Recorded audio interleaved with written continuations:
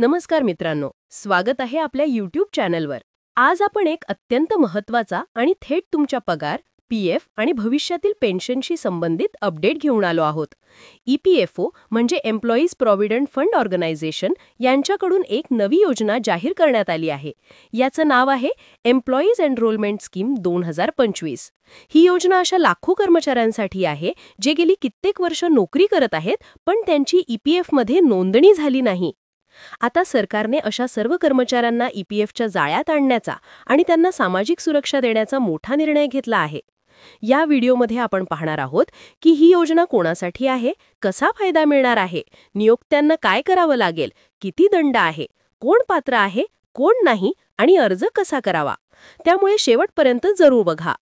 सर्वप्रथम समजूया ईपीएफओ म्हणजे काय. ईपीएफओ ही भारत सरकारची सामाजिक सुरक्षा संस्था आहे जी कर्मचाऱ्यांच्या पगारातून पीएफ कापून भविष्यासाठी सुरक्षित ठेवते.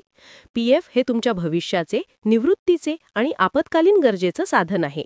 पण भारतात लाखो कामगार असे आहेत ज्यांना नोकरी तर मिळाली पण पीएफ मिळाला नाही. कधी कंपनीने पीएफ लागू केला नाही तर कधी कर्मचारी स्वतःच अनभिज्ञ राहिला. या सर्वांना पीएफच्या कक्षेत आणणे हे सरकारचं लक्ष आहे. यासाठी ईपीएफओने सुरू केली आहे एम्प्लॉईज एनरोलमेंट स्कीम 2025. ही योजना 1 नोव्हेंबर 2025 ते 30 एप्रिल 2026 पर्यंत लागू राहणार आहे. म्हणजे 6 महिन्यांची विंडो देण्यात आली आहे.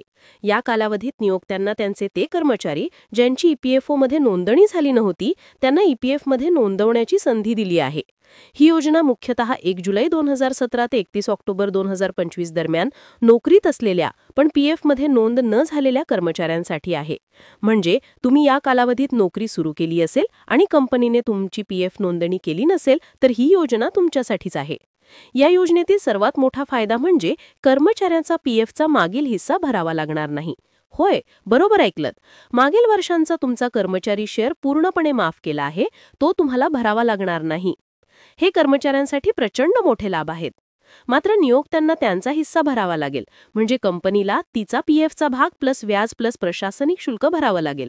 पण काळजी करू नका, दंड फार कमी ठेवला आहे, फक्त 100 रुपये. याचा अर्थ सरकार कंपन्यांना दंड न करता प्रोत्साहन देत आहे की त्यांनी सर्व कर्मचाऱ्यांना पीएफमध्ये जोडावे. मग कोणाला लाभ मिळेल? जर तुम्ही पात्र कालावधीत नोकरीत असाल, तुमच्या नियोक्त्याने पीएफ दिला नसेल आणि आजही त्याच कंपनीत काम करत असाल तर तुम्हाला फायदा होतो. कोणाला लाभ मिळणार नाही? जे आधीच पीएफमध्ये नोंद झाले आहेत, ज्यांनी नोकरी कालावधीत बदली केली आणि पीएफ ट्रान्सफर केले आहेत, किंवा जे पात्र तारखेबाहेर नोकरी सुरू केली आहे. तसंच जर नियोक्ता जाणून बुजून चुकीची माहिती देत असेल तर त्याला या योजनेचा लाभ मिळणार नाही आणि त्याच्यावर कारवाई होईल. आता बघूया नियोक्त्याने काय प्रक्रिया करायची आहे. कंपनीने ईपीएफओ पोर्टलवर लॉग इन करून त्या कर्मचाऱ्यांचे तपशील द्यायचे आहेत, ईसीआर फाईल करायचे आहे आणि पीएफचा भाग भरायचा आहे. कर्मचारी स्वतः युमँग ॲपवरून फेस ऑथेंटिकेशन करू शकतो, यूएएन जनरेट करू शकतो आणि आपले पीएफ अकाउंट तपासू शकतो. एकदा नोंदणी झाली की तुमचे पीएफ अकाउंट तयार होईल, पीएफ पासबुक दिसेल आणि तुमचे भविष्य आर्थिकदृष्ट्या अधिक सुरक्षित होईल. ही योजना का आणली गेली? कारण आजही भारतात अनेक कामगार अनौपचारिक क्षेत्रात आहेत. त्यांना पगार मिळतो पण सुविधांचा अभाव असतो. सरकारचे लक्ष आहे की सर्व कामगारांना औपचारिक क्षेत्रात आणून सामाजिक सुरक्षा द्यावी. पीएफ, पेन्शन, विमा हे सर्व मिळणार आहे जेव्हा तुम्ही ईपीएफमध्ये असता. त्यामुळे ही योजना कामगारांसाठी गेम चेंजर ठरणार आहे. लक्षात ठेवण्यासारखे मुद्दे: अर्ज वेळेत करा, नियोक्त्याने विलंब करू नये, तुमच्याकडे पगाराचा पुरावा, ओळखपत्र, आधार जोडलेले यूएएन तयार असावे, चुकीची माहिती देऊ नका.